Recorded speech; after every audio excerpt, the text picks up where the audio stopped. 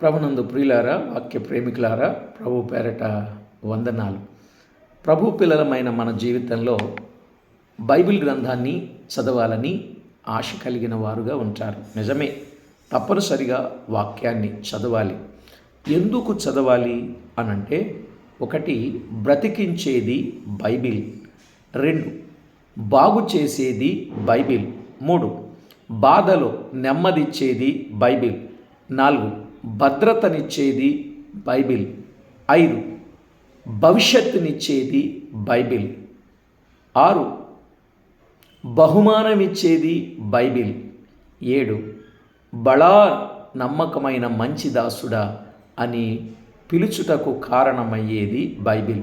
అంటే బైబిల్ గ్రంథములో ఉన్న వాక్యాన్ని దినదినము అనుదినము తప్పక మనము ధ్యానిస్తూ ఆ ప్రకారంగా జీవిస్తూ ప్రభువుకు మహిమను ఆపాదిస్తూ ఉండాలి.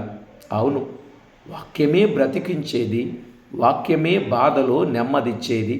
వాక్యము ద్వారానే గొప్ప ప్రయోజనాన్ని పొందగలుగుతాం, ప్రమాదం నుండి తప్పించుకోగలుగుతాం. కనుకనే ప్రతి ఒక్కరూ బైబిల్ గ్రంథాన్ని తప్పక చదవండి, మానక చదవండి. బ్రతుకు దినములన్నీ కూడా గ్రంథాన్ని చదివి ఆ ప్రకారంగా జీవించి దేవుని నామాన్ని మహిమపరచుదాం. Thank you.